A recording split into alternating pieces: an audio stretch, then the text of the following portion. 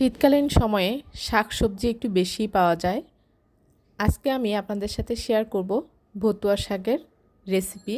সবাইকে আসসালামু আলাইকুম। কেমন আছেন সবাই? আশা করছি যে যেখান থেকে বসে ভিডিওটি দেখছেন সবাই অনেক ভালো আছেন। আলহামদুলিল্লাহ আমি অনেক ভালো আছি। আমাদের এলাকায় এই শাকটাকে ভতুয়া শাক বলেই চিনে।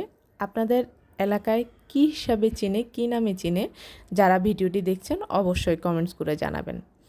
আমি 3 আঁটি ভতুয়া শাক নিয়ে আসছি, আর এটাকে এখন আমি শক্ত অংশটা ফেলে দিয়ে নরম আগা এবং পাতাগুলো ছিঁড়ে আলাদা করে নিব। আমার বাসায় আমি 2-1 দিন পর পরই দুপুরের খাবারে অন্ততপক্ষে একবেলা শাক রাখার চেষ্টা করি। আমার শাকগুলো কাটা হয়ে গিয়েছে, এখন আমি এটাকে ভালোভাবে ধুয়ে নিব। 2-3 বার পানি চেঞ্জ করে করে আমি শাকটাকে ধুয়ে নিব।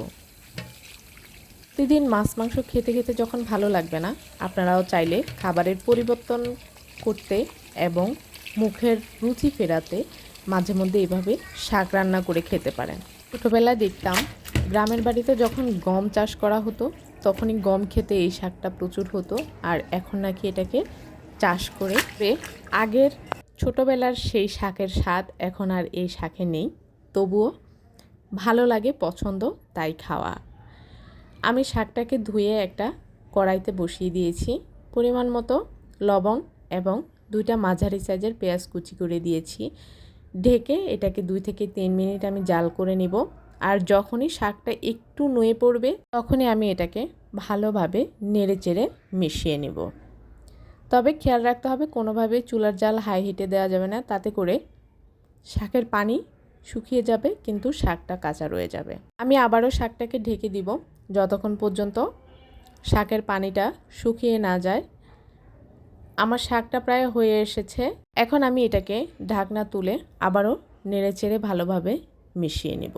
শাকের মধ্যে সামান্য পরিমাণ পানি থাকতে আমি এটাকে উঠিয়ে নিব। এখন আমি একটা কড়াইতে পরিমাণ মতো তেল দিয়ে 3-4টা শুকনা মরিচ দিয়ে দিচ্ছি।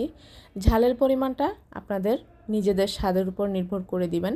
আর এইভাবে শুকনা মরিচ দিলে অনেক সুন্দর একটা স্মেল আসে এবং খেতেও অনেক ভালো লাগে। এখন আমি এতে অ্যাড করে দিচ্ছি পেঁয়াজ কুচি।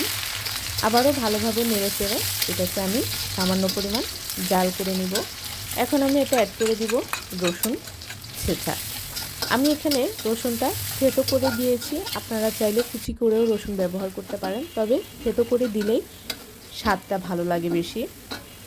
এখন আমি জাল করে রাখা সেই শাকটা দিয়ে দিব।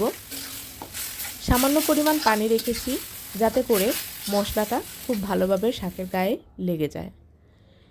এ পর্যায়ে আমি এটাকে ভালোভাবে নেড়েচেড়ে মশলার সাথে মিশিয়ে আবারও জাল করে নিব যতক্ষণ পর্যন্ত শাকের পানিটা শুকিয়ে না যায়। মজাদার এই ভতুয়া শাক কে কে পছন্দ করেন অবশ্যই কমেন্টস করে জানাবেন। আজ এই পর্যন্তই, সবাই ভালো থাকবেন। আল্লাহ হাফেজ।